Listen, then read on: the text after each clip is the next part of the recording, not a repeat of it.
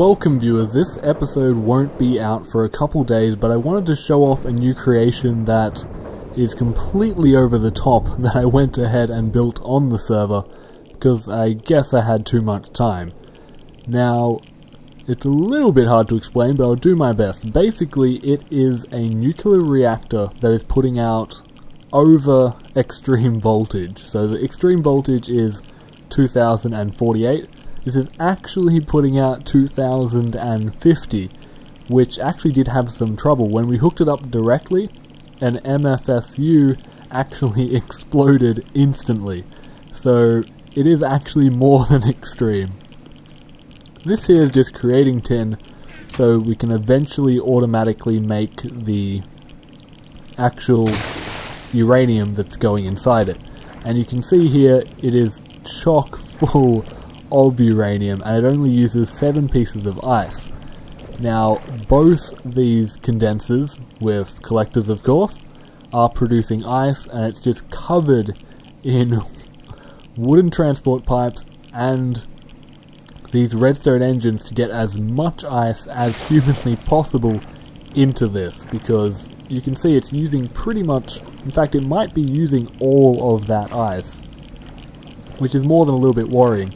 You have to be, in order for this to run, you need to be adding 7 blocks of ice every single second, or else it is actually going to overheat. Now, I'm going to cheat an item into my inventory to test if it is completely working. All I want is the temperature gauge. If I can find it, it's not a gauge, it's not a temperature. Okay, there we aren't. Okay, so I've taken out the digital thermometer. We shouldn't have any problem. Now, last time I checked, it was peaking at just under 1900. So if it's over 1900, we've got a problem, but it's actually dropped. You can see it's 1700 now. It's actually decreasing in temperature because of this, and there's no red power to turn it off. It completes a full cycle with no interruption because of course, the automatic ice. Now, this could actually be done without equivalent exchange. You can use IndustrialCraft pumps and then their condensers, I believe they're called, to turn it into snowballs and then craft it into ice using BuildCraft automated crafting tables, and that would work as well. The main problem is that the IndustrialCraft pumps take a huge amount of actual EUs to run, and they're incredibly slow. I'm thinking you might need something like 28 just to get that 7 ice a second, but it is possible if you're using some solar arrays to get this working without that. Now, we've also changed the design quite differently. So in order to hook something up at all, we had to use a transformer. The transformer, for whatever reason, can actually handle the over extreme voltage. So we put the transformer there and surrounded it by 4 MSFUs. That was the wrong way, MFSUs, and you can see they're completely maxed out. They were maxed out within 2 minutes, and there's 4 of them. There's just that much energy coming out. And then we've redirected all of that power in one direction into this energy link here, which is connected to 5 wooden transport pipes, which isn't enough actually. This is actually what is holding back a lot of the power, so we need to find a different way to go about it, and we actually need to connect it to multiple energy links to get the maximum power output. But even now it is a huge amount of power. It claws over and then teleports out, and this is basically what we're using on the server to power hopefully everyone's machines eventually once we do have enough, because I will be copying this design 4 times, so it'll be 8,400 EUs per second going out to a community hub. Although it will only be 90% efficient because you do lose 10% off that. And it's in BuildCraft. We converted it to BuildCraft power because we want it to be able to teleport to anywhere on the server.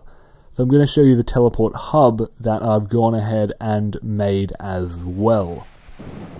So all that's just a huge amount of power, but we're not getting its full potential until we get those energy links online, which I'll be doing soon. But even now, it's still a huge amount of power. So we can head down here, and the best thing is that because it's Buildcraft, it is accessible from anywhere. So this here is the energy hub. So I'm going to turn off creative for a bit. I had a Swift Wolf anyway, I could have flown around with that. But the whole idea is, you can use your own power teleport pipe and hook it up anywhere in this building. Set it to whatever frequency you want. If it wants to actually set, so 40 can receive false, and then you go to your house wherever that is in the server, set up another teleport pipe, and you can power all your machines without even using any kind of generator, just running it off the community nuclear reactor. Now I loved actually making this, because when I was talking about it, the entire server was just like, that's not possible, you can't have a constantly running reactor putting out extreme voltage, or more than extreme voltage, but I'm glad I was able to prove them wrong. And down in the bottom, of course, we've got a world anchor, so it doesn't ever unload, so we don't get a sudden explosion, especially since that's actually my house that nuclear reactor is in.